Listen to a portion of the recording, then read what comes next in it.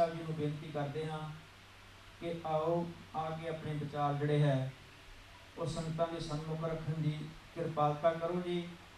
और ये प्रोग्राम जोड़ा है लाइव संगत वर्ल्ड के जोड़ा है देखा जा रहा है और संगतां के चरणों में बेनती है कि वो भी जुड़ के बैठन उन्होंने ये जोड़े अनमुल्ले विचार ने उन्होंने सरवण करिए।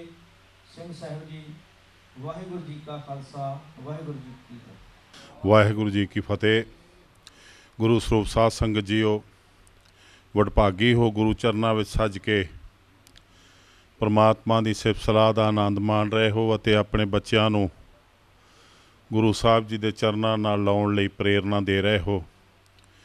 बच्चे अज साडी कौम का सरमाया हैं जिन्हां ने अगे तो साडे गुरु साहब जी की बख्शी हुई विरासत नूं संभालना है। जिहड़ी विरासत शहीदां ने सानू अपना खून डोल के कुर्बानियां करके अपना सारा कुछ गवा के बख्श की। मैं समझदा साडे कोल सुरक्षित नहीं ना असी रख सके। सानू पुरातन शहीदां दी बख्शी हुई इस विरासत विच सुख मिलिया, राज भाग भी मिले। तो राज भाग ने साडे दिमाग खराब कर दिते, सानू पुट्ठे पासे पाया। असी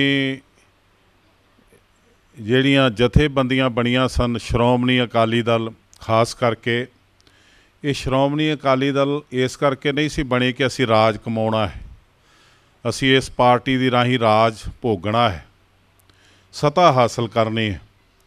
बल्कि ये श्रोमणी अकाली दल पुरातन सिखां ने छोटे छोटियां जथेबंदियां नूं तोड़ के खालसा दीवान जिन्ने बने सी, माझा दीवान, लाहौर दीवान, लैलपुर दीवान, अमृतसर दीवान, मालवा दीवान, ये सारे दीवान तोड़ के जथेबंदियां तोड़ के एक अकाली दल बनाया इस करके कि दसम पातशाह की खालसाई पहचान नूं जिउंदा रखण लई, दसम पातशाह की खालसाई आइडेंटिटी नूं जिउंदा रखण लई, गुरु नानक साहब जी के मिशन नूं जिउंदा रखण लई अते वो विरासत जिउंदी रखण लई जिहड़ी गुरु नानक साहब जी ने 240 साल लगातार जद्दोजहद करके मुगलों के समय बड़ी वड्डी जद्दोजहद करके ते कुर्बानियां करके गुरु अर्जन देव जी तो लैके साहबजादियां तक गुरु परिवार विचों 8 सीस दिते। फिर ये जाके ये इतिहास मुकम्मल होया, सिद्धांत मुकम्मल होया।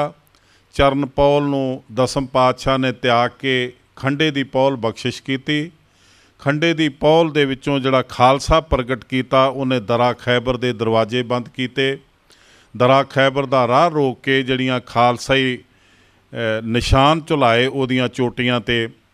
पर अफसोस कि अज उन्हां उही दरा खैबर दे रस्ते ते समैक आई जिस समैक ने साडे खालसे दा सब तो ज़्यादा नुकसान किया। सब तो ज़्यादा नुकसान पंजाब दी जवानी दा होया। तो उस तो भी वध नुकसान साडी सियासत ने किया जिन्हां ने ये नकली समैक दीयां फैक्ट्रियां ला के पंजाब दे विच पंजाब दी जवानी तबाह की अते अपने घर भरे, अपनियां झोलियां भरियां। तो ये अकाली दल जिहड़ा बनाया सी ये इस करके बनाया सी कि साडियां रवायतां, साडे सिद्धांत, साडियां परंपरावां, साडा शाना मता इतिहास जिउंदा रहे। पर अज मैं अफसोस नाल तुहानूं दस रहा कि जिस तरह साडे अकाली भरावां ने कीता, खास करके प्रकाश सिंह बादल ने, उसने 92 दे विच इस अकाली दल की रूह कढ़ के सुट दित्ती, उहदी आत्मा कढ़ के इहनूं पंजाबी दल बनाया। फिर पंजाबी दल बना के तकरीबन 5-7 सालां दे विच उहनूं परिवार विच लै आया। तो परिवार विच जवाई पहलां सब तो पहलां प्रवेश किया जिहड़ा कैरों परिवार नाल संबंधित है, आदेश प्रताप लाली। तो जवाई तो बाद एक भतीजा पहला आ चुका, फिर जवाई आया, फिर पुत्तर दी घरवाली, फिर घरवाली दा भरा। तो सारा परिवार इन्हें सियासत च लिया के पंजाबी दल बना के एक अपने ते डिपेंडेंट कर लिया सारा कुछ। जो कुछ भी जे किसी ने लैना होवे सियासत ते सतह विचों अकाली बन के वो बादल ते निर्भर सी, बादल दे ਗੋਡੇ ਘੁੱਟ ਕੇ ਉਹਦੀਆਂ ਚੱਪਲਾਂ ਚੁੱਕ ਕੇ ਕੋਈ ਲੈ ਲਵੇ ਤੇ ਲੈ ਲਵੇ, ਅਦਰਵਾਈਜ਼ ਕੋਈ ਸੇਵਾ ਕਰਕੇ ਕੌਮ ਦੀ ਕੁਛ ਨਹੀਂ ਲੈ ਸਕਿਆ, ਨਾ ਲੈ ਸਕਦਾ। ਤੋ ਅੱਜ ਹਾਲਾਤ ਇਹ ਬਣ ਗਏ ਕਿ ਇੱਕ ਮਿਨਿਸਟਰੀ, ਉਸ ਮਿਨਿਸਟਰੀ 'ਚ 27 ਜਿਹੜੀਆਂ ਵੱਡੀਆਂ ਮਿਨਿਸਟਰੀਆਂ ਨੇ ਉਹ ਇਸ ਪਰਿਵਾਰ ਕੋਲ ਨੇ। ਵੱਡੀਆਂ ਮਿਨਿਸਟਰੀਆਂ ਬਾਦਲ ਕੋਲ, ਉਸ ਦੇ ਨਾਲ ਉਹਦੇ ਪੁੱਤਰ ਕੋਲ, ਉਹਦੇ ਜਵਾਈ ਕੋਲ, ਪੁੱਤਰ ਦੇ ਸਾਲੇ ਕੋਲ, ਇਹ ਸਾਰੀਆਂ ਮਿਨਿਸਟਰੀਆਂ ਉਹਨਾਂ ਨੇ ਆਪ ਕੋਲ। ਜਿਹੜੀ ਰਹਿੰਦ ਖੂੰਹਦ ਤੇ ਝੂਠ ਰੱਖੀ ਉਹ ਦੂਸਰੇ ਜਿਹੜੇ ਚਿਮਚੇ ਨੇ ਉਹਨਾਂ ਨੂੰ ਦਿੱਤੀ। ਤੋ ਅੱਜ ਪੰਜਾਬ ਦੀ ਹਾਲਾਤ ਇਹ ਨੇ ਕਿ ਅਸੀਂ ਆਰਥਿਕ ਤੌਰ 'ਤੇ ਖਤਮ ਹੋ ਚੁੱਕੇ ਹਾਂ। 1 ਲੱਖ ਕਰੋੜ ਤੋਂ ਵੱਧ ਸਰਕਾਰੀ ਕਰਜ਼ਾ ਹੈ ਪੰਜਾਬ ਦੇ ਸਿਰ 'ਤੇ, ਜਿਹਦਾ ਵਿਆਜ ਇੰਨਾ ਬਣ ਜਾਂਦਾ ਕਿ ਪੰਜਾਬ ਦੀ ਉਨੀ ਆਮਦਨ ਨਹੀਂ। ਇਹ ਸਰਕਾਰੀ ਅੰਕੜੇ ਨੇ ਤੇ ਅਖਬਾਰਾਂ 'ਚ ਆ ਚੁੱਕੇ ਨੇ, ਇਹ ਕੋਈ ਝੂਠੀ ਗੱਲ ਨਹੀਂ। ਅੱਜ ਤੁਸੀਂ ਦੇਖੋ ਆਰਮੀ ਦੀ ਰਿਪੋਰਟ ਛਪੀ, ਆਰਮੀ ਨੇ ਰਿਪੋਰਟ ਦੇ ਵਿੱਚ ਦੱਸਿਆ ਕਿ 800 ਤੋਂ ਲੈ ਕੇ 700 ਤੱਕ ਸਿੱਖ ਅਸਾਮੀਆਂ ਖਾਲੀ ਨੇ ਆਪਣੀ ਫੌਜ ਦੇ ਵਿੱਚ, ਜਿੱਥੇ ਸਿੱਖ ਹੀ ਭਰਤੀ ਕੀਤੇ ਜਾ ਸਕਦੇ ਨੇ ਜਿਹੜੀ ਅਨੁਪਾਤ ਦੇ ਲਿਹਾਜ਼ ਨਾਲ। ਪਰ ਪੰਜਾਬ ਦੇ ਵਿੱਚ ਨੌਜਵਾਨ ਜਿਹੜੇ ਅੱਜ ਭਰਤੀ ਹੋਣ ਲਈ ਆ ਰਹੇ ਨੇ, ਜਿੰਨੇ ਕੁ ਉਹਨਾਂ ਦੀ ਛਾਤੀ ਇੰਨੀ ਚੌੜੀ ਨਹੀਂ, ਉਹਨਾਂ ਦੇ ਕੱਦ ਏਡੇ ਵੱਡੇ ਨਹੀਂ ਕਿ ਉਹਨਾਂ ਨੂੰ ਉਸ ਅਹੁਦੇ 'ਤੇ ਨੌਕਰੀ ਦਿੱਤੀ ਜਾ ਸਕੇ। ਜੇ ਕਿਸੇ ਦੀ ਛਾਤੀ ਚੌੜੀ ਆ, ਕੱਦ ਆ, ਅਤੇ ਉਹਦੇ ਕੋਲ ਐਜੂਕੇਸ਼ਨ ਨਹੀਂ। ਤੋ ਇਸ ਵਜ੍ਹਾ ਕਰਕੇ ਅੱਜ ਪੰਜਾਬ ਦੀ ਜਿਹੜੀ ਜਵਾਨੀ ਸੀ, ਜਿਹੜੀ ਮਿਲਟਰੀ ਦੇ ਵਿੱਚ ਦਾਅਵਾ ਕਰਦੀ ਸੀ ਕਿ ਸਾਡਾ ਅਨੁਪਾਤ ਘੱਟ ਆ, 2.5% ਤੋਂ ਜ਼ਿਆਦਾ ਹੋਣਾ ਚਾਹੀਦਾ, ਉਹ ਆਪਣੀ ਜਿਹੜਾ ਸਰਕਾਰੀ ਕੋਟਾ ਉਹਨੂੰ ਵੀ ਪੂਰਾ ਨਹੀਂ ਕਰ ਰਹੀ। ਇੱਕ ਜਿਹੜਾ ਬੱਚਾ ਚੰਗਾ ਪੜ੍ਹ ਕੇ ਚੰਗੀ ਸਿਹਤ ਕਰਕੇ ਕੈਪਟਨ ਸਿਲੈਕਟ ਹੁੰਦਾ ਸੀ, ਉਹਨੂੰ ਦੇਹਰਾਦੂਨ ਦੀ ਅਕੈਡਮੀ 'ਚ 1 ਸਾਲ ਦੀ ਟ੍ਰੇਨਿੰਗ ਲਈ ਜਾਂ 3 ਸਾਲ ਦੀ ਟ੍ਰੇਨਿੰਗ ਲਈ ਜਾਣਾ ਪੈਂਦਾ ਸੀ। ਉੱਥੇ 70 ਬੱਚੇ ਹੁੰਦੇ ਸਨ ਪੰਜਾਬ ਦੇ ਅਤੇ 20 ਬੱਚੇ ਹੁੰਦੇ ਸੀ ਹਰਿਆਣਾ ਦੇ। ਅੱਜ ਹਾਲਾਤ ਇਹ ਨੇ ਕਿ ਹਰਿਆਣਾ ਦੇ 70 ਬੱਚੇ ਨੇ ਅਤੇ ਪੰਜਾਬ ਦੇ 20 ਬੱਚੇ ਵੀ ਪੂਰੇ ਨਹੀਂ ਹੋ ਰਹੇ। ਤੋ ਇਹ ਹਾਲਾਤ ਇਸ ਕਰਕੇ ਪੈਦਾ ਹੋਏ ਕਿ ਇੱਕ ਤਾਂ ਸਮੈਕ ਨੇ ਸਾਡੀ ਜਵਾਨੀ ਤਬਾਹ ਕਰ ਦਿੱਤੀ। ਇੱਕ ਪਹਿਲਾਂ ਗੋਲੀਆਂ ਨੇ, ਸਰਕਾਰ ਦੀਆਂ ਗੋਲੀਆਂ ਨੇ ਜਵਾਨੀ ਤਬਾਹ ਕੀਤੀ। ਇੱਕ ਅੱਜ ਸਮੈਕ ਨੇ ਖ਼ਤਮ ਕਰ ਦਿੱਤੀ। ਤੋ ਪੰਜਾਬ ਦੀ ਦੁਰਦਸ਼ਾ ਇਸ ਤੋਂ ਵੀ ਬਦਤਰ ਇਸ ਕਰਕੇ ਹੋਈ ਕਿ ਪੰਜਾਬ ਦੇ ਵਿੱਚ ਜਿਹੜੀ ਐਜੂਕੇਸ਼ਨ ਹੈ ਉਹਦਾ ਬੜਾ ਮੰਦਾ ਹਾਲ ਹੈ। ਪਿੰਡਾਂ ਦੇ ਵਿੱਚ ਸਕੂਲ ਨੇ ਅਤੇ ਮਾਸਟਰ ਨਹੀਂ, ਜੇ ਮਾਸਟਰ ਨੇ ਤਾਂ ਸਕੂਲ ਨਹੀਂ, ਅਤੇ ਜੇ ਦੋਵੇਂ ਨੇ ਤਾਂ ਐਜੂਕੇਸ਼ਨ ਨਹੀਂ। ਤੋ ਖਾਸ ਕਰਕੇ ਪਿੰਡਾਂ ਦੇ ਵਿੱਚ ਸਾਡੀ 70 ਤੋਂ 80% ਦੀ ਆਬਾਦੀ ਰਹਿੰਦੀ ਆ। ਜਿਹੜੀਆਂ ਸਰਕਾਰੀ ਅੰਕੜੇ 'ਤੇ ਰਿਪੋਰਟਾਂ ਛਪਦੀਆਂ ਨੇ, ਜਿਹੜੀ ਸਾਲਾਨਾ ਮੈਰਿਟ ਆਉਂਦੀ ਆ 10+2 ਕਰਕੇ ਬੱਚੇ ਜਦੋਂ ਮੈਰਿਟ 'ਤੇ ਆਉਂਦੇ ਨੇ ਤਾਂ 7% ਸਾਰੇ ਪੰਜਾਬ 'ਚੋਂ ਆਉਂਦੇ ਨੇ ਜਿਹੜੇ ਮੈਰਿਟ 'ਤੇ ਐਜੂਕੇਸ਼ਨ ਉਚੇਰੀ ਵਿੱਦਿਆ ਲੈ ਸਕਦੇ ਨੇ, ਜਿਨ੍ਹਾਂ ਨੂੰ ਉਚੇਰੀ ਵਿੱਦਿਆ ਲੈਣ ਲਈ ਆਪਣੇ ਆਪ ਕਾਲਜ 'ਚੋਂ ਐਡਮਿਸ਼ਨ ਮਿਲ ਸਕਦੀ ਹੈ। ਉਹ ਸਿਰਫ 7% ਆ ਰਹੇ ਨੇ। ਤੋ 7% ਬੱਚਿਆਂ 'ਚੋਂ 6% ਬੱਚੇ ਸ਼ਹਿਰੀ ਨੇ ਅਤੇ 1% ਬੱਚਾ ਪੇਂਡੂ।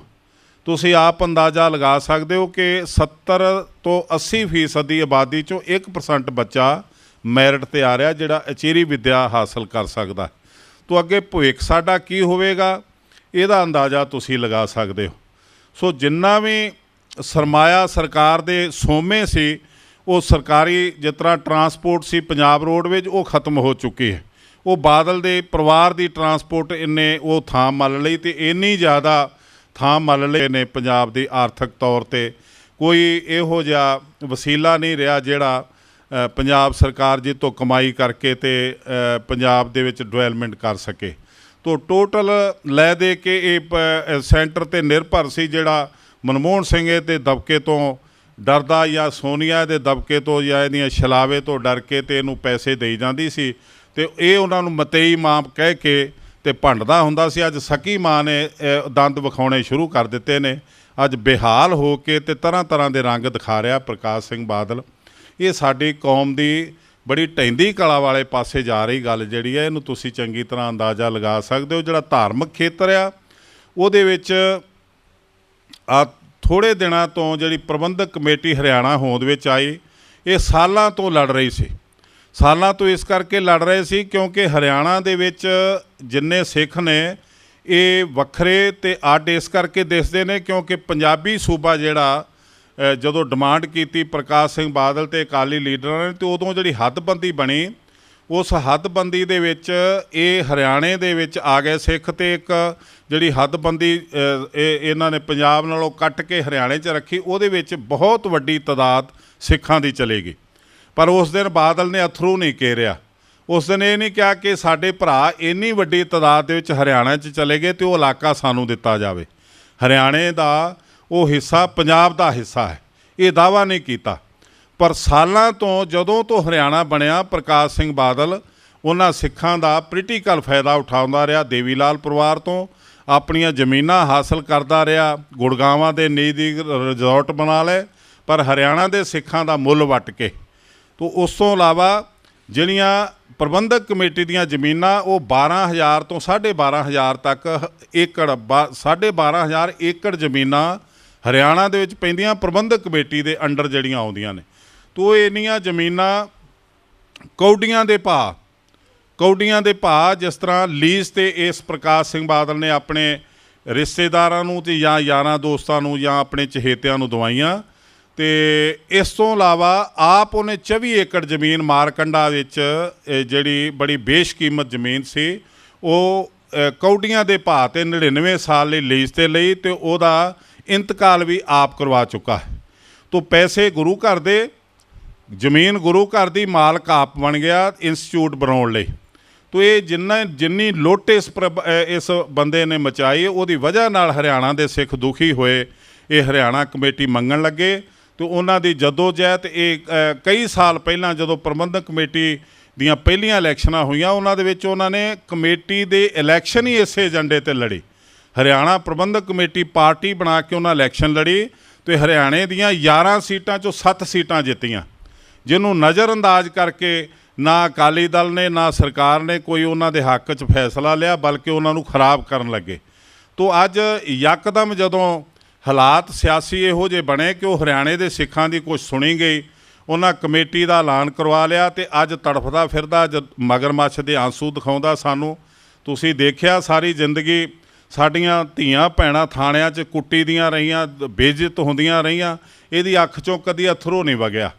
ਤੋ ਇਹ ਜਿਹਨੇ ਨੌਜਵਾਨਾਂ 'ਤੇ ਗੋਲੀਆਂ ਚਲਾਈਆਂ ਅਤੇ ਜਿਨ੍ਹਾਂ ਟੱਬਰਾਂ ਦੇ ਟੱਬਰ ਮਾਰੇ, ਉਹਨੂੰ ਅੱਜ ਇਹਨੇ DGP ਬਣਾਇਆ ਹੋਇਆ ਪੰਜਾਬ ਦਾ। ਤੋ ਅੱਜ ਇਹਨੂੰ ਅਥਰੂ ਕਾਹਦੇ ਆ ਰਹੇ ਨੇ, ਇਹ ਤੁਸੀਂ ਥੋੜ੍ਹੇ ਦਿਨਾਂ 'ਚ ਆਉਣ ਵਾਲੇ ਸਮੇਂ 'ਚ ਤੁਹਾਨੂੰ ਪਤਾ ਲੱਗ ਜਾਊਗਾ। ਲੇਕਿਨ ਤੁਸੀਂ ਸੁਚੇਤ ਹੋਣਾ ਚਾਹੀਦਾ ਤੁਹਾਨੂੰ, ਆਪਣੇ ਪੰਥ ਨੂੰ ਬਚਾਉਣ ਲਈ, ਸਿਧਾਂਤ ਨੂੰ ਬਚਾਉਣ ਲਈ। ਅਕਾਲ ਤਖਤ ਵਰਗੀ ਸੰਸਥਾ ਨੂੰ ਨਿਰੋਲ ਆਪਣੇ ਫਾਇਦੇ ਲਈ ਇਸਤੇਮਾਲ ਕਰ ਰਿਹਾ। ਇਹਨਾਂ ਸਿਧਾਂਤਾਂ ਦਾ ਨਾਸ਼ ਕੀਤਾ। ਖਾਸ ਕਰਕੇ ਮੈਂ ਤੁਹਾਨੂੰ ਯਾਦ ਕਰਾਵਾਂ, ਜਦੋਂ ਵਿਆਨਾਂ ਦੇ ਵਿੱਚ ਇੱਕ ਸੰਤ ਦੀ ਹੱਤਿਆ ਹੋਈ, ਉਹਦੇ ਨਾਂ 'ਤੇ ਇਹਨੇ ਅਖੰਡ ਪਾਠ ਕਰਾਇਆ ਅਕਾਲ ਤਖਤ 'ਤੇ ਜਾ ਕੇ। ਤੋ ਤਸਵੀਰਾਂ 'ਚ ਤੁਸੀਂ ਚੰਗੀ ਤਰ੍ਹਾਂ ਦੇਖਿਆ ਕਿ ਪ੍ਰਕਾਸ਼ ਸਿੰਘ ਬਾਦਲ ਕੁਰਸੀ 'ਤੇ ਬੈਠਾ ਅਤੇ ਅਖੰਡ ਪਾਠ ਰੱਖਣ ਵਾਲੇ ਜਿੰਨੇ ਗ੍ਰੰਥੀ ਸੀਗੇ 5, ਉਹ ਥੱਲੇ ਬੈਠ ਕੇ ਅਖੰਡ ਪਾਠ ਰੱਖ ਰਹੇ ਨੇ। ਉਹ ਅਕਾਲ ਤਖਤ ਜਿੱਥੇ ਗੁਰੂ ਅਰਜਨ ਦੇਵ ਜੀ ਮਹਾਰਾਜ ਨੇ ਜਦੋਂ ਆਦਿ ਗ੍ਰੰਥ ਨੂੰ ਸਭ ਤੋਂ ਪਹਿਲਾਂ ਸੁਸ਼ੋਭਿਤ ਕੀਤਾ ਹਰਿਮੰਦਰ ਸਾਹਿਬ ਦੇ ਵਿੱਚ, ਉਦੋਂ ਸਭ ਤੋਂ ਪਹਿਲਾਂ ਜਦੋਂ ਸੁਖ ਆਸਨ ਕੀਤਾ ਕੋਠਾ ਸਾਹਿਬ ਦੇ ਵਿੱਚ, ਤੋ ਸੁਖ ਆਸਨ ਕਰਦੇ ਸਮੇਂ ਬਾਣੀ ਨੂੰ ਪਲੰਘ 'ਤੇ ਅਤੇ ਆਪ ਥੱਲੇ ਜ਼ਮੀਨ 'ਤੇ ਲੰਮੇ ਪੈ ਕੇ ਰਾਤ ਨੂੰ ਸੁੱਤੇ। ਉਸ ਅਕਾਲ ਤਖਤ ਦੇ ਉੱਤੇ ਇਸ ਪ੍ਰਕਾਸ਼ ਸਿੰਘ ਬਾਦਲ ਨੇ ਕੁਰਸੀ ਢਾਹ ਕੇ ਉਹਨਾਂ ਤੋਂ ਅਖੰਡ ਪਾਠ ਰਖਵਾਇਆ। ਫਿਰ ਉਸ ਤੋਂ ਬਾਅਦ ਇਹਨੇ ਗੁਰੂ ਰਾਮਦਾਸ ਦੇ ਲੰਗਰ 'ਚ ਕੁਰਸੀ ਰਖਾ ਕੇ ਪ੍ਰਸ਼ਾਦਾ ਛਕਿਆ, ਰੋਟੀ ਖਾਧੀ, ਅਤੇ ਗ੍ਰੰਥੀਆਂ ਨੇ ਹੱਥ ਧੋਣ ਲਈ ਕਿਸੇ ਨੇ ਪਰਨਾ ਫੜਿਆ, ਕਿਸੇ ਨੇ ਗਰਵਾ ਫੜਿਆ। ਇਹਨਾਂ ਨੇ ਜਿਨ੍ਹਾਂ ਨੇ ਮਨ੍ਹਾ ਕਰਨਾ ਸੀ, ਸਿਧਾਂਤ ਖਤਮ ਕਰਨ ਵਾਲੇ ਪਾਸੇ ਨਾ ਲਿਜਾਣ ਲਈ ਪ੍ਰਕਾਸ਼ ਸਿੰਘ ਬਾਦਲ ਨੂੰ, ਉਸ ਬੰਦੇ ਨੇ, ਉਹਨਾਂ ਗ੍ਰੰਥੀਆਂ ਨੇ ਇਸ ਬੰਦੇ ਨੂੰ ਰੋਕਿਆ ਤੱਕ ਨਹੀਂ। ਤੋ ਸਾਡੇ ਸਿਧਾਂਤਾਂ ਦਾ ਬੇੜਾ ਗਰਕ ਕੀਤਾ, ਸਾਡੇ ਪਰੰਪਰਾਵਾਂ ਜਿਹੜੀਆਂ ਸ਼ਾਨਾ ਮਤਾ ਇਤਿਹਾਸ ਅਕਾਲ ਤਖਤ ਦਾ, ਉਹਦਾ ਬੇੜਾ ਗਰਕ ਕੀਤਾ। ਤੋ ਆਪਣੇ ਬਜਾਏ ਇਹਦੇ ਕਿ ਇਹਨੂੰ ਕੋਈ ਹਦਾਇਤ ਮਿਲਦੀ, ਇਹਨੂੰ ਕੋਈ ਸਜ਼ਾ ਦਿੰਦੇ, ਇਹ ਜੇ ਆਪਣੇ ਆਪ ਨੂੰ ਇੱਕ ਜਥੇਦਾਰ ਖਵਾਉਣ ਵਾਲੇ ਤਾਂ ਸੰਗਤ ਹੋ ਸਕਦਾ ਸੀ ਅੱਜ ਇਹਨਾਂ ਨੂੰ ਮਾਨਤਾ ਦਿੰਦੀ। ਪਰ ਪ੍ਰਕਾਸ਼ ਸਿੰਘ ਬਾਦਲ ਜੋ ਚਾਹੇ ਉਹੀ ਹੁੰਦਾ ਜਾਂਦਾ। ਅੱਜ ਹਰਿਆਣਾ ਕਮੇਟੀ ਦੇ ਵਿੱਚ ਤਕਰੀਬਨ 25 ਤੋਂ 30 ਹਜ਼ਾਰ ਦਾ ਇਕੱਠ ਹੋਇਆ, ਜਿਹੜਾ ਹਰਿਆਣੇ ਦੇ ਵਿੱਚ ਜਿਨ੍ਹਾਂ ਨੇ ਬਾਹਾਂ ਖੜੀਆਂ ਕਰਕੇ ਮਤਾ ਪਾਸ ਕੀਤਾ। ਉਸ ਮਤੇ ਪਾਸ ਕਰਾਉਣ ਲੱਗਿਆਂ ਉੱਥੋਂ ਦੇ ਚੀਫ ਮਿਨਿਸਟਰ ਨੇ ਕਿਹਾ ਕਿ ਦੋਹਾਂ ਹੱਥਾਂ ਨਾਲ ਇਸ਼ਾਰਾ ਕਰਕੇ ਦੋਹੇ ਹੱਥ ਖੜੇ ਕਰਕੇ ਮੈਨੂੰ ਇਸ਼ਾਰਾ ਕਰੋ ਤਾਂ ਕਿ ਮੈਨੂੰ ਪਤਾ ਲੱਗੇ ਤੁਸੀਂ ਸਾਰੇ ਕਮੇਟੀ ਚਾਹੁੰਦੇ ਹੋ। ਤੋ ਜਦੋਂ ਉਹਨਾਂ ਨੇ ਦੋਹੇ ਹੱਥ ਖੜੇ ਕਰਕੇ ਇਹ ਮਾਨਤਾ ਦਿੱਤੀ, ਕਮੇਟੀ ਦੀ ਮੰਗ ਕੀਤੀ, ਉਹਨਾਂ ਦੀ ਗਿਣਤੀ 25 ਤੋਂ 30 ਹਜ਼ਾਰ ਸੀ। ਤੋ ਜਦੋਂ 25 ਤੋਂ 30 ਹਜ਼ਾਰ ਸਿੱਖਾਂ ਦੀ ਡਿਮਾਂਡ ਨੂੰ ਮੰਨ ਕੇ ਉਹਨੇ ਕਮੇਟੀ ਦਾ ਮਤਾ ਪਾਸ ਕੀਤਾ ਤੇ ਅੱਜ ਗ੍ਰੰਥੀ ਤਿੰਨਾਂ ਸਿੱਖਾਂ ਨੂੰ 500 ਛੇਕ ਰਹੇ ਨੇ ਕਿ ਤੁਸੀਂ ਵੰਡੀਆਂ ਪਾ ਲਈਆਂ। ਤੋ ਜਿਹੜੇ ਕਮੇਟੀ ਬਣਾਉਣ ਵਾਲੇ ਸਿੱਖ ਅੱਜ ਉੱਥੇ ਖੁਸ਼ ਨੇ ਕਿ ਸਾਡੀ ਕਮੇਟੀ ਬਣੀ, ਸਾਨੂੰ ਪਲੇਟਫਾਰਮ ਮਿਲਿਆ, ਅਸੀਂ ਆਪਣੇ ਬੱਚਿਆਂ ਲਈ ਕੋਈ ਕੈਂਪ ਲਾ ਸਕਾਂਗੇ, ਬੱਚਿਆਂ ਨੂੰ ਨੌਕਰੀਆਂ ਦੇ ਸਕਾਂਗੇ, ਹਰਿਆਣੇ ਦੇ ਗੁਰਦੁਆਰਿਆਂ ਵਿੱਚ ਰੌਣਕਾਂ ਲਾ ਸਕਾਂਗੇ, ਗੁਰਪੁਰਬ ਮਨਾ ਸਕਾਂਗੇ। ਜਦੋਂ ਹਰਿਆਣੇ ਦੇ ਸਿੱਖ ਜਾਣਗੇ ਉਹਨਾਂ ਲਈ ਸਰਾਂ ਬਣਾ ਸਕਾਂਗੇ ਪੰਜਾਬ ਦੇ ਵਿੱਚ, ਜਿਨ੍ਹਾਂ ਨੂੰ ਉੱਥੇ ਕਮਰਾ ਤੱਕ ਨਹੀਂ ਮਿਲਦਾ। ਤੋ ਅੱਜ ਇਹਨਾਂ ਗ੍ਰੰਥੀਆਂ ਦੇ ਥਰੂ ਪ੍ਰਕਾਸ਼ ਸਿੰਘ ਬਾਦਲ ਨੇ 3 ਆਦਮੀ 500 ਛੇਕ ਦਿੱਤੇ। ਤੋ ਅੱਜ ਦੇਖੋ ਉਹਨਾਂ ਦੇ ਕੱਚੇ ਪਿੱਲੇ ਬਿਆਨ ਗ੍ਰੰਥੀਆਂ ਦੇ ਆ ਰਹੇ ਨੇ ਕਿ ਕੋਈ ਨਹੀਂ, ਆ ਜਾਣ, ਅਸੀਂ ਮਾफ़ ਕਰ ਦਿਆਂਗੇ, ਗਲਤੀਆਂ ਕਮੇਟੀ 'ਤੇ ਵੀ ਹੋਈਆਂ ਨੇ। ਜੇ ਕਮੇਟੀ ਤੋਂ ਗਲਤੀਆਂ ਹੋਈਆਂ ਤਾਂ ਕਿਸੇ ਨੂੰ 500 ਛੇਕਿਆ? ਆਫਟਰ ਆਲ ਸਾਲਾਂ ਤੋਂ ਉਹ ਕਮੇਟੀ ਦੀ ਡਿਮਾਂਡ ਕਰ ਰਹੇ ਨੇ ਕਿ ਪ੍ਰਕਾਸ਼ ਸਿੰਘ ਬਾਦਲ ਨੇ ਕਦੀ ਕਿਹਾ ਕਿ ਤੁਸੀਂ ਵੀ ਸਾਡੇ ਭਰਾ ਜੇ, ਤੁਸੀਂ ਪ੍ਰਧਾਨਗੀ ਲੈ ਲਓ, ਅਲੱਗ ਨਾ ਹੋ। ਗੱਲ ਪ੍ਰਧਾਨਗੀ ਦੇ, ਪ੍ਰਧਾਨਗੀ ਉਹਨਾਂ ਨੂੰ ਪੇਸ਼ ਕਰ ਦਿੰਦੇ, ਹਰਿਆਣੇ ਦਾ ਸਿੱਖ ਕੋਈ ਪ੍ਰਧਾਨ ਬਣ ਜਾਂਦਾ ਤੇ ਇਹਨੂੰ ਕੀ ਤਕਲੀਫ ਸੀ। ਪਰ ਜੋ ਕੁਛ ਆਵੇ ਮੇਰੇ ਘਰ 'ਚ ਆਵੇ। ਇਹ 11 ਅਰਬ ਰੁਪਏ ਦਾ ਬਜਟ ਪਤਾ ਨਹੀਂ ਕਿੱਥੇ ਇਹ ਖੂਹ 'ਚ ਪਾਈ ਜਾਂਦਾ, ਕਿਤੇ ਪੈਸਾ ਨਹੀਂ ਬਚਦਾ, ਕਿਤੇ ਤਨਖਾਹਾਂ ਦੇਣ ਨੂੰ ਪੈਸੇ ਨਹੀਂ ਹੁੰਦੇ ਕਮੇਟੀ ਕੋਲ। ਇਹ ਉਲਟਾ ਦਿੱਲੀ ਦੀ ਕਮੇਟੀ ਵੀ ਖਾ ਗਿਆ। ਸੋ ਇਸ ਨੇ ਜਿੰਨਾ ਇਲੈਕਸ਼ਨਾਂ ਦੇ ਵਿੱਚ ਜਿੰਨਾ ਕਰਪਸ਼ਨ ਕੀਤੀ ਪ੍ਰਬੰਧਕ ਕਮੇਟੀ ਦੀ, ਗੋਲਕ ਦੀ, ਗੁਰੂ ਦੀ ਗੋਲਕ ਦੀ, ਮੈਂ ਸਮਝਦਾ ਕਿ ਪ੍ਰਮਾਤਮਾ ਗੁਰੂ ਰਾਮਦਾਸ ਆਪ ਹੀ ਇਹਨੂੰ ਹਿਸਾਬ ਕਿਤਾਬ ਇਹਦਾ ਲੈ ਸਕਦਾ ਇਸ ਬੰਦੇ ਦਾ। ਇਹੋ ਜਿਹੇ ਹਾਲਾਤਾਂ ਦੇ ਵਿੱਚੋਂ ਸਾਡੀ ਜ਼ਿੰਮੇਵਾਰੀ ਬਣਦੀ ਆ ਕਿ ਅਸੀਂ ਗੁਰੂ ਮਹਾਰਾਜ ਦਸਮ ਪਾਤਸ਼ਾਹ ਜੀ ਦੀਆਂ ਕੁਰਬਾਨੀਆਂ ਦੀ ਕਦਰ ਕਰੀਏ। ਉਹਨਾਂ ਦੇ ਬੱਚਿਆਂ ਨੇ ਛੁਰੀਆਂ ਸਰੀਰ 'ਤੇ ਖਾ ਕੇ ਤੇ ਸਰੀਰ 'ਤੇ ਟੁਕੜੇ ਟੁਕੜੇ ਕਰਵਾ ਕੇ ਤੇ ਸਾਨੂੰ ਇਹ ਵਿਰਾਸਤ ਬਖਸ਼ੀ, ਸਿੱਖੀ ਬਖਸ਼ੀ, ਸਿਧਾਂਤ ਬਖਸ਼ੇ, ਸਾਨੂੰ ਕੌਮੀ ਵਜੂਦ ਦਿੱਤਾ, ਸਾਨੂੰ ਧਾਰਮਿਕ ਤੇ ਪੋਲੀਟੀਕਲ ਆਜ਼ਾਦੀ ਦਿੱਤੀ। ਅਸੀਂ ਉਹਨਾਂ ਦੀ ਇਸ ਵਿਰਾਸਤ ਨੂੰ ਸੁਰੱਖਿਅਤ ਰੱਖਣ ਲਈ ਯਤਨਸ਼ੀਲ ਹੋਈਏ। ਆਪ ਵੀ ਆਪਣੇ ਆਪ ਨੂੰ ਸ਼ਬਦ ਗੁਰੂ ਦੇ ਨਾਲ ਜੋੜੀਏ, ਆਪਣੀ ਸੁਰਤ ਨੂੰ ਵਕਾਰਾਂ ਵੱਲੋਂ ਵਰਚ ਕੇ ਵਕਾਰਾਂ ਤੋਂ ਛੁਟਕਾਰਾ ਦਵਾ ਕੇ ਗੁਰ ਸ਼ਬਦ ਦੇ ਨਾਲ ਜੋੜੀਏ ਤੇ ਆਪਣੇ ਬੱਚਿਆਂ ਨੂੰ ਇਸੇ ਤਰ੍ਹਾਂ ਪ੍ਰੇਰਨਾ ਦਈਏ ਕਿ ਉਹ ਆਉਣ ਵਾਲੇ ਸਮੇਂ ਵਿੱਚ ਇਹੋ ਜਿਹੇ ਨਕਲੀ ਲੀਡਰਾਂ ਨੂੰ, ਸਵਾਰਥੀ ਲੀਡਰਾਂ ਨੂੰ ਸਬਕ ਸਿਖਾਉਣ ਵਾਲੇ ਪਾਸੇ ਤੁਰਨ ਤੇ ਆਪਣੀ ਅੱਗੇ ਤੋਂ ਜਿਹੜੀ ਭਵਿੱਖ ਵਿੱਚ ਆਉਣ ਵਾਲੀ ਲੀਡਰਸ਼ਿਪ ਉਹ ਚੰਗੀ ਚੁਣਨ, ਜਿਹੜੀ ਗੁਰੂ ਨੂੰ ਸਮਰਪਿਤ ਹੋਵੇ। ਦੇਖੋ, ਕਦੀ ਭਾਈ ਜੋਗਾ ਸਿੰਘ ਨੂੰ ਪੁੱਛਿਆ ਗੁਰੂ ਸਾਹਿਬ ਨੇ, ਭਾਈ ਤੇਰਾ ਨਾਂ ਕੀ, ਸੇਵਾ ਬਹੁਤ ਕਰਦਾ? ਤੋ ਉਹਨਾਂ ਜਵਾਬ ਦਿੱਤਾ, ਜੀ ਮੇਰਾ ਨਾਂ ਗੁਰੂ ਜੋਗਾ। ਤਾਂ ਗੁਰੂ ਸਾਹਿਬ ਨੇ ਕਿਹਾ, ਜੇ ਤੂੰ ਗੁਰੂ ਜੋਗਾ ਤਾਂ ਗੁਰੂ ਤੇਰੇ ਜੋਗਾ। ਪਰ ਅੱਜ ਅਸੀਂ ਦੇਖਦੇ ਹਾਂ ਸਾਡੇ ਪੂਰੇ ਸਿੱਖ ਸੰਸਾਰ ਵਿੱਚ ਦਸਮ ਪਾਤਸ਼ਾਹ ਕਿਸੇ ਸਿੱਖ ਨੂੰ ਨਹੀਂ ਕਹਿੰਦੇ ਤੇ ਗੁਰੂ ਤੇਰੇ ਜੋਗਾ, ਕਿਉਂਕਿ ਅਸੀਂ ਗੁਰੂ ਜੋਗੇ ਨਹੀਂ ਬਣਦੇ। ਅਸੀਂ ਨਾਮ ਤਰੀਕ ਝੂਠੇ ਸਿੱਖ ਹਾਂ, ਭੇਖ ਸਾਡਾ ਸਿੱਖੀ ਵਾਲਾ ਹੈ, ਪਰ ਸਾਡੀ ਆਤਮਾ ਸੁੱਕੀ ਪਈ ਹੈ। ਸਾਡੀ ਆਤਮਾ ਸ਼ਬਦ ਦਾ ਆਸਰਾ ਨਹੀਂ ਲੈਂਦੀ, ਸ਼ਬਦ ਦਾ ਰਸ ਨਹੀਂ ਲੈਂਦੀ, ਫਿਰ ਜਿਉਂਦੀ ਕਿਸ ਤਰ੍ਹਾਂ ਰਹੇਗੀ। ਤੋ ਗੁਰੂ ਸਾਹਿਬ ਦਾ ਹੁਕਮ ਹੈ, ਵਿਸਰਿਆ ਜਿਨ ਨਾਮ ਸੇ ਭੋਏ ਭਾਰਥੀਏ। ਜਿਨ੍ਹਾਂ ਨੂੰ ਪ੍ਰਮਾਤਮਾ ਦਾ ਨਾਮ ਵਿਸਰ ਜਾਂਦਾ ਉਹ ਧਰਤੀ 'ਤੇ ਬੋਝ ਬਣ ਜਾਂਦੇ ਨੇ। ਤੋ ਬੰਦਗੀ ਕਰਨ ਲਈ ਗੁਰੂ ਸਾਹਿਬ ਜੀ ਨੇ ਸਾਨੂੰ ਪ੍ਰੇਰਿਆ, ਬੰਦਗੀ ਕਰਨ ਲਈ ਸਾਨੂੰ ਦਰਗਾਹ ਦੀ ਬਾਣੀ ਬਖਸ਼ੀ। ਦਰਗਾਹ ਦੀ ਬਾਣੀ ਦੇ ਨਾਲ ਸਾਨੂੰ ਪ੍ਰਮਾਤਮਾ ਨੇ ਜੋ ਆਪਣਾ ਅੰਮ੍ਰਿਤਮਈ ਨਾਮ ਪ੍ਰਮਾਤਮਾ ਦਾ ਦਿੱਤਾ, ਇਸ ਨੂੰ ਪ੍ਰਮਾਤਮਾ ਦੇ ਨਾਮ ਨੂੰ ਜਪ ਕੇ ਸਾਡੀ ਸੁਰਤ ਜੀਭ ਦੇ ਨਾਲ ਜਦੋਂ ਅਸੀਂ ਗਾਉਂਦੇ ਹਾਂ, ਜੀਭ ਦੇ ਨਾਲ ਗਾ ਕੇ, ਅੱਖਾਂ ਨਾਲ ਦੀਦਾਰ ਕਰਕੇ, ਕੰਨਾਂ ਨਾਲ ਸੁਣਦੇ ਹਾਂ, ਉਦੋਂ ਇਹ ਸ਼ਬਦ ਦਾ ਰਸ ਸਾਡੀ ਜਿੰਦ ਵਿੱਚ ਜਾਂਦਾ। ਫਿਰ ਗੁਰੂ ਸਾਹਿਬ ਆਪ ਗਵਾਹੀ ਦਿੰਦੇ ਨੇ, ਜੋ ਜੀ ਹੋਏ ਸੋ ਉਗਵੈ, ਜੋ ਜਿੰਦ ਵਿੱਚ ਜਾਊਗਾ ਉਹ ਜ਼ਰੂਰ ਉਗੂਗਾ, ਇਹਦੀ ਗਰੰਟੀ ਦਿੰਦੇ ਨੇ। ਤੋ ਗੁਰੂ ਸਾਹਿਬ ਫਰਮਾਉਂਦੇ ਨੇ, ਸਤਿਗੁਰ ਕੀ ਬਾਣੀ ਸਤ ਕਰ ਜਾਣੋ ਗੁਰ ਸਿੱਖੋ, ਹਰ ਕਰਤਾ ਆਪ ਮੂੰਹੋਂ ਕਢਾਏ। ਗੁਰੂ ਰਾਮਦਾਸ ਜੀ ਫਰਮਾਉਂਦੇ ਨੇ, ਅਕਾਲ ਪੁਰਖ ਸੱਚੇ ਵਾਹਿਗੁਰੂ ਦੀ ਬਾਣੀ ਹੈ ਤੇ ਗੁਰੂ ਦੇ ਮੁਖਾਰ ਵਿੱਚੋਂ ਉਸਨੇ ਆਪ ਕਢਾਈ ਹੈ। ਇਸ ਨੂੰ ਸਤ ਕਰਕੇ ਜਾਣੋ, ਇਸ ਨੂੰ ਆਪਣੀ ਜ਼ਿੰਦਗੀ ਦਾ ਆਹਾਰ ਬਣਾਓ। ਜਿਹੜੀ ਆਤਮਾ, ਉਹਦੀ ਖੁਰਾਕ ਬਾਣੀ ਹੈ, ਉਹਦੀ ਖੁਰਾਕ ਪ੍ਰਮਾਤਮਾ ਦਾ ਨਾਮ ਹੈ, ਉਹਦੀ ਖੁਰਾਕ ਪ੍ਰਮਾਤਮਾ ਦੀ ਬੰਦਗੀ ਹੈ। ਜਿਹੜਾ ਸਰੀਰ ਹੈ ਇਹਦੀ ਖੁਰਾਕ ਅੰਨ ਜਲ ਹੈ। ਜੇ ਸਰੀਰ ਨੂੰ ਅੰਨ ਜਲ ਨਾ ਬਲੇ ਤੇ ਨਿਰਬਲ ਹੋ ਜਾਂਦਾ ਹੈ। ਜੇ ਆਤਮਾ ਨੂੰ ਪ੍ਰਮਾਤਮਾ ਦੇ ਨਾਮ ਦਾ ਰਸ ਨਾ ਮਿਲੇ ਤੇ ਇਹ ਸੁੱਕ ਜਾਂਦੀ ਹੈ, ਇਹਦਾ ਜੀਵਨ ਸੁੱਕ ਜਾਂਦਾ ਹੈ, ਮੁਰਝਾ ਜਾਂਦੀ ਹੈ, ਇਹਨੂੰ ਜ਼ਿੰਦਗੀ ਨਹੀਂ ਮਿਲਦੀ। ਤੋ ਜ਼ਿੰਦਗੀ ਮਿਲਦੀ ਹੈ ਜਦੋਂ ਅਸੀਂ ਪ੍ਰਮਾਤਮਾ ਦੀ ਬੰਦਗੀ ਕਰਦੇ ਹਾਂ, ਪ੍ਰਮਾਤਮਾ ਦੇ ਨਾਮ ਦੇ ਵਿੱਚ ਭਿੱਜ ਕੇ ਉਸ ਨੂੰ ਯਾਦ ਕਰਦੇ ਹਾਂ, ਫਿਰ ਪ੍ਰਮਾਤਮਾ ਦੀ ਕਿਰਪਾ ਨਾਲ ਸਾਡੀ ਆਤਮਾ ਜਿਉਂਦੀ ਹੈ।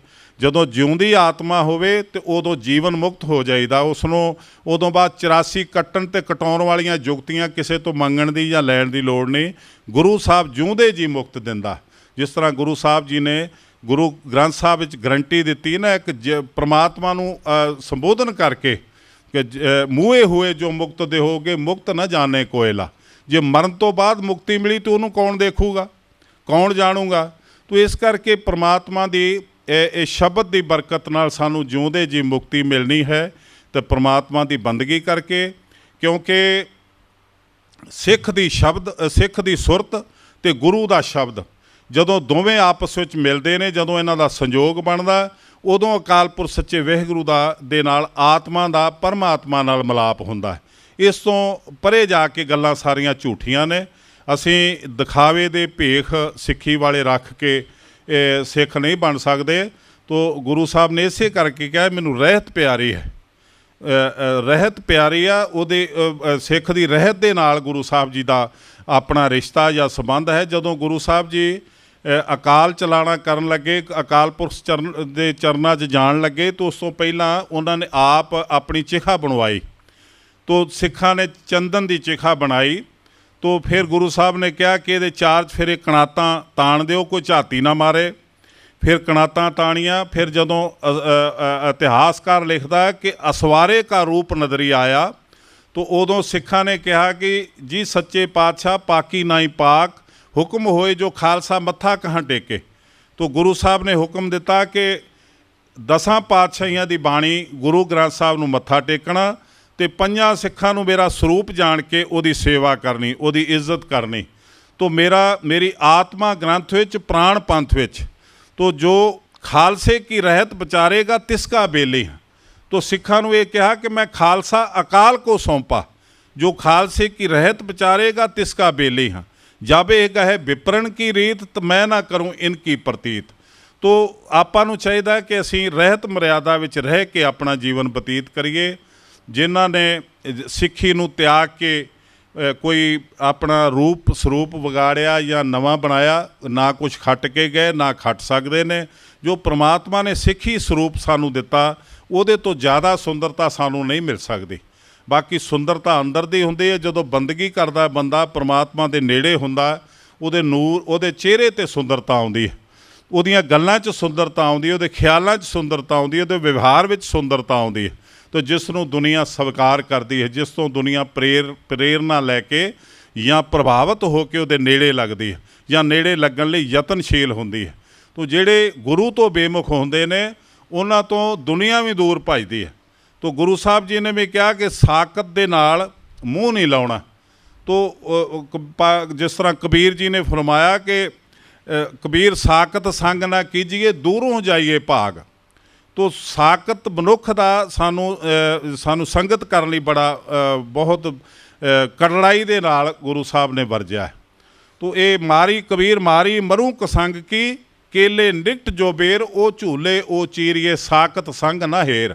ਜਿਵੇਂ ਕੇਲੇ ਦੇ ਨਾਲ ਬੇਰੀ ਦਾ ਸੰਗ ਹੋਵੇ, ਤੋ ਜਦੋਂ ਹਵਾ ਆਉਂਦੀ ਹੈ ਕੇਲੇ ਦੇ ਪੱਤੇ ਝੂਲਦੇ ਨੇ ਤੇ ਬੇਰੀ ਦੇ ਕੰਡੇ ਨੂੰ ਚੀਰ ਕੇ ਰੱਖ ਦਿੰਦੇ ਨੇ। ਇਸ ਤਰ੍ਹਾਂ ਸਾਕਤ ਮਨੁੱਖ ਦੀ ਸੰਗਤ ਆ।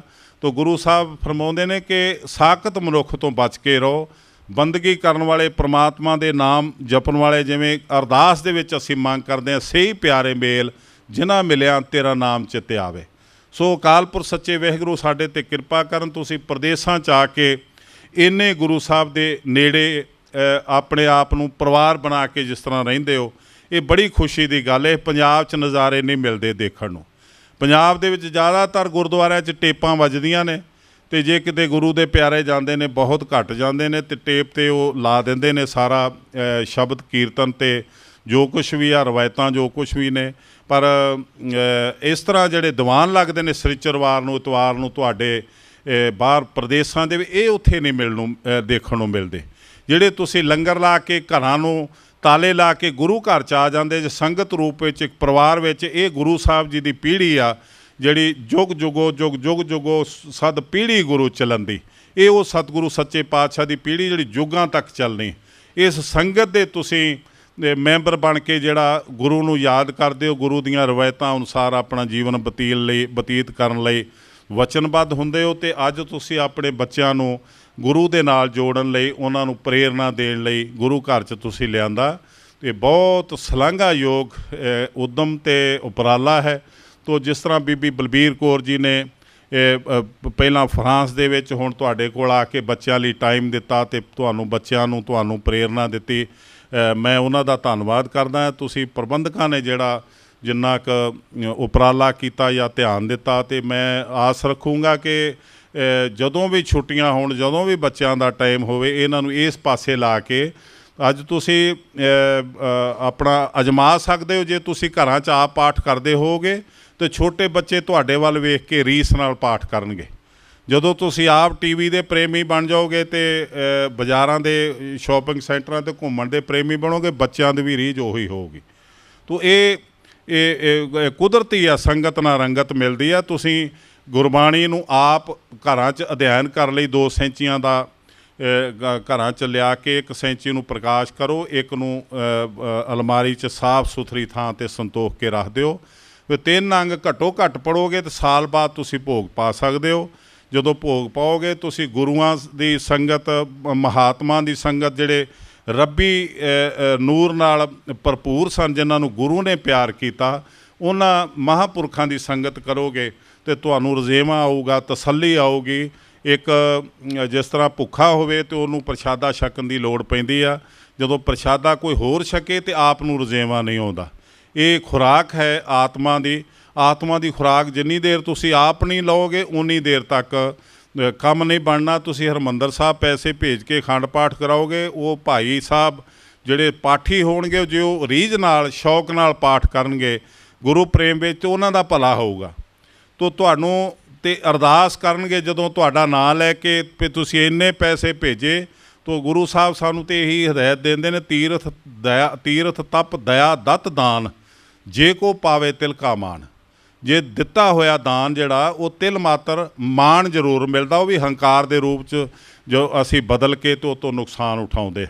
ਤੋ ਜਦੋਂ ਤੁਸੀਂ ਆਪ ਪਾਠ ਕਰੋਗੇ, ਉਦੋਂ ਘਰਾਂ 'ਚ ਜਦੋਂ ਤੁਹਾਨੂੰ ਬੱਚੇ ਦੇਖਣਗੇ, ਉਹ ਵੀ ਪਾਠ ਵਾਲੇ ਪਾਸੇ ਆਉਣਗੇ। ਜਦੋਂ ਤੁਸੀਂ ਗੁਰਦੁਆਰੇ ਆਓਗੇ, ਬੱਚੇ ਵੀ ਗੁਰੂ ਘਰ 'ਚ ਆਉਣਗੇ। ਤੁਹਾਡੇ ਨਾਲ ਉਹਨਾਂ ਨੂੰ ਬਹਿਣ ਖਲੋਣ ਦੀ ਸੰਗਤ ਦੇ ਵਿੱਚ ਸਮਝ ਆਊਗੀ। ਉਹ ਸੇਵਾ ਕਰਨਗੇ, ਭਾਵੇਂ ਲੰਗਰ ਦੀ, ਭਾਵੇਂ ਗੁਰੂ ਸਾਹਿਬ ਜੀ ਦੀ ਸਫਾਈ ਦੀ। ਤੋ ਇਹ ਬੱਚਿਆਂ ਨੂੰ ਇਹ ਸਭ ਤੋਂ ਵੱਡਾ ਉਹਨਾਂ ਦਾ ਕੈਂਪ ਇਹੀ ਹੈ ਕਿ ਜਦੋਂ ਉਹ ਆਪ ਲੰਗਰ ਦੇ ਵਿੱਚ ਆਉਂਦੇ ਆ ਜਾਂ ਸੰਗਤ ਦੇ ਵਿੱਚ ਆਉਂਦੇ ਆ, ਤਾਂ ਉਹਨਾਂ ਨੂੰ ਬਹਿਣ ਖਲੋਣ ਦੀ ਸੋਝੀ ਪ੍ਰਾਪਤ ਹੁੰਦੀ ਆ। ਉਹਨਾਂ ਨੂੰ ਆਪਣੇ ਆਪ ਗੁਰੂ ਸਾਹਿਬ ਜੀ ਦੀ ਮਰਿਆਦਾ ਅਤੇ ਰਹੁ ਰੀਤਾਂ ਦਾ ਪਤਾ ਲੱਗਦਾ ਹੈ। ਸੋ ਅਕਾਲ ਪੁਰਖ ਸੱਚੇ ਵਾਹਿਗੁਰੂ ਕਿਰਪਾ ਕਰੇ, ਤੁਸੀਂ ਇਸੇ ਤਰ੍ਹਾਂ ਸਾਰੇ ਮਿਲ ਜੁਲ ਕੇ, ਵਿਦੇਸ਼ਾਂ ਦੀਆਂ ਸੰਗਤਾਂ ਇੱਕ ਦੂਸਰੇ ਦੇ ਨਾਲ ਪ੍ਰੇਮ ਭਾਵਨਾ ਦੇ ਨਾਲ ਮਿਲ ਜੁਲ ਕੇ ਗੁਰੂ ਸਾਹਿਬ ਜੀ ਦੇ ਸਿਧਾਂਤਾਂ 'ਤੇ ਚੱਲਦੇ ਰਹੋ। ਗੁਰੂ ਸਾਹਿਬ ਦੇ ਸਿਧਾਂਤ ਦੀ ਸੇਵਾ ਵੀ ਕਰਦੇ ਰਹੋ, ਅਤੇ ਆਪਣੀ ਕੌਮ ਜਿਹੜੀ ਤੁਹਾਡਾ ਫਰਜ਼ ਬਣਦਾ ਹੈ, ਨਾਲ ਆਪਣਾ ਜੀਵਨ ਬਣਾਓਗੇ, ਨਾਲ ਕੌਮ ਦਾ ਜੀਵਨ ਬਣਦਾ, ਨਾਲ ਆਉਣ ਵਾਲੀ ਨਵੀਂ ਪਨੀਰੀ ਦਾ ਬਹੁਤ ਲਾਭ ਉਹਨਾਂ ਨੂੰ ਮਿਲਦਾ, ਜਿਹੜਾ ਸਾਡੀ ਕੌਮ ਦਾ ਨਾਂ ਰੋਸ਼ਨ ਕਰਨਗੇ। ਪਤਾ ਨਹੀਂ ਆਉਣ ਵਾਲੇ ਸਿੱਖਾਂ 'ਚ, ਬੱਚਿਆਂ 'ਚ ਕਿੱਡੇ ਵੱਡੇ ਸਿੱਖ ਹੋਣਗੇ, ਜਿਹੜੇ ਗੁਰੂ ਕਿਰਪਾ ਦੇ ਨਾਲ ਇਸ ਛੋਟੀ ਜਿਹੀ ਕੌਮ ਨੂੰ ਦੁਨੀਆ ਦੇ ਵੱਡੇ ਨਕਸ਼ੇ 'ਤੇ ਸੋਭਾ ਦਿਵਾਉਣਗੇ। ਸੋ ਭੁੱਲ ਚੁੱਕ ਲਈ ਖਿਮਾ। ਸਮੂਹ ਸੰਗਤਾਂ ਦਾ ਬਹੁਤ ਬਹੁਤ ਧੰਨਵਾਦ। ਵਾਹਿਗੁਰੂ ਜੀ ਕਾ ਖਾਲਸਾ, ਵਾਹਿਗੁਰੂ ਜੀ ਕੀ ਫਤਿਹ।